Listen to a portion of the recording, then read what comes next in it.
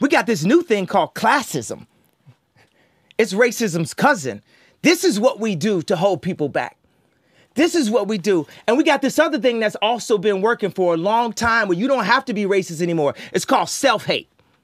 It works on itself. It's like real estate of racism. Where just like that, when someone comes up and says something like, I am a god, everybody says, who does he think he is? I just told you who I thought I was, a god. I just told you. That's who I think I am. Would it have been better if I had a song that said, I am a nigga?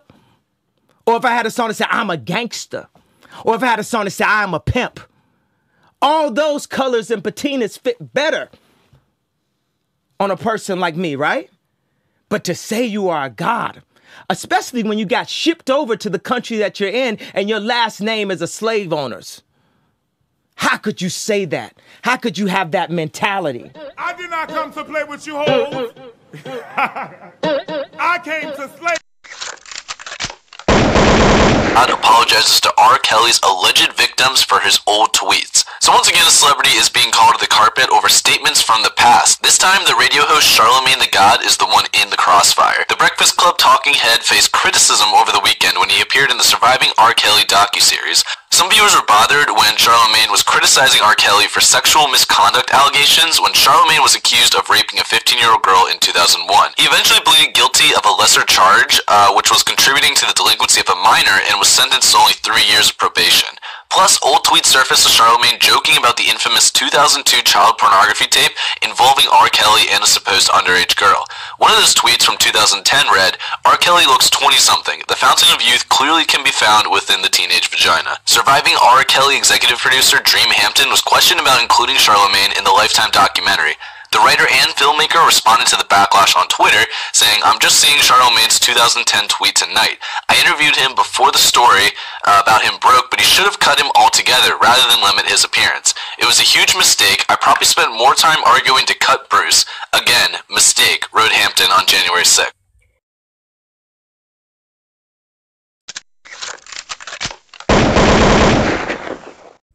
It's funny how everything I pre-warned you about is coming to fruition. Like, even when it comes to following these influencers, you have to do a little research and figure out these people's real agendas when you follow them. Just like the characters of some of these participants in Surviving R. Kelly and the celebrities that used to work with R. Kelly. It's funny how everybody have adapted this new idea because we've removed all this content he's put out there that would clearly indicate these stories they've put out there are contradictory.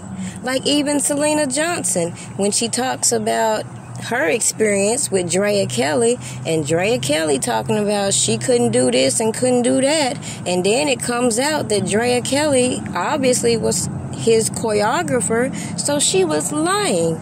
Yet Syleena Johnson doesn't think her cousin Ocho Cinco should be in an insane asylum for the way he's attacked women. And it's funny, when you see all these people speaking against Robert Kelly, you see that all of them are single-handedly revealing how much of a hypocrite they truly are. And it makes no sense to blindly follow the stories they put out there just because you like their persona, when at the end of the day, the characteristic traits that they're talking about Robert Kelly can be equally divided throughout the industry. By removing Robert Kelly's platforms off of YouTube, you now see all these topics revolving these accusers. And if you ask me, that's all in the plan. Meanwhile, this man still has options for appeal and other motions that could overturn this conviction. Yet we're supposed to keep entertaining all these Hollywood cougars and listen to them describe this predator because they don't specifically like the way their career ended up. A lot of people are recognizing that obviously Robert Kelly is not guilty of all the charges that were contrived just to get this conviction against him. So with that being said, let's think about this. Once upon a time, it was taboo for all these Wiccas to be doing all these spells and dabbling with occults, while these people profit on both ends of the spectrum, from building up these artists to destroying their brand. And we, the general public, watch all these behaviors implanted into the urban community, just like we watch this Time's Up, Me Too agenda target the industry. But just continue to sit back, because we're not done seeing these fraudsters plant their narratives for their own political agenda. Now, I have shown you the corruption from the accusers, the prosecutor, the attorneys, and all these characters coming out on these platforms that think Robert Kelly needs help. And when I brought this to a lot of people, they didn't peep game. But as I said then, a lot of the people that want to blindly follow individuals are the type of people that I would leave behind with no hesitation, because I ain't got time to deal with people with all this technology we have. How does it make sense to convince all these people following this monkey shit that we should mute R. Kelly, but allow these corporations who have profited so greatly continue to do so?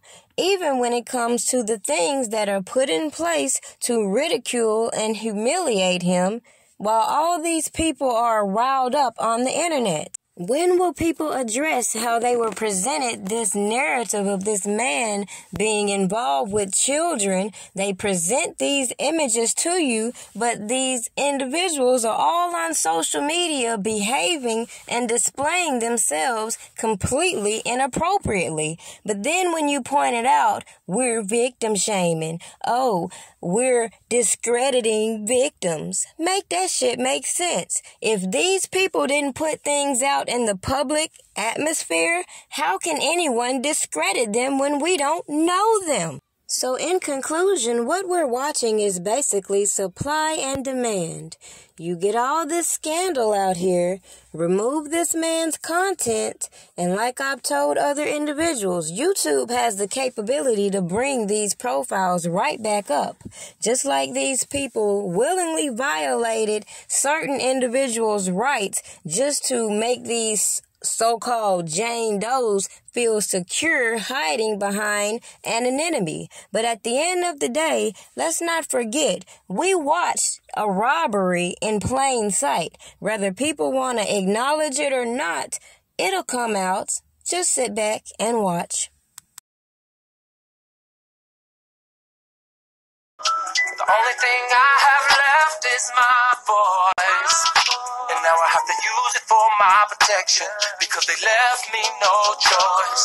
See, my work has nothing to do with my private life, so stay the fuck out of my business and tend to your own damn life.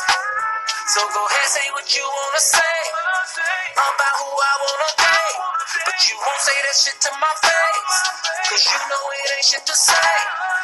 Next nigga bring me some dumb shit, it's gonna be a misunderstanding, cause niggas that listen to dumb shit are niggas that be on that dumb shit. They need a life cause they ain't got no life, so they always conjuring up dumb shit.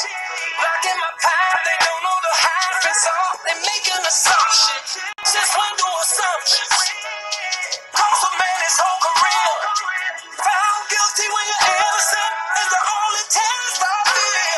There is one thing that's for sure, and I wanna make this shit clear. I done lived my voice and represented my country for 31 fucking years. Damn it, I admit.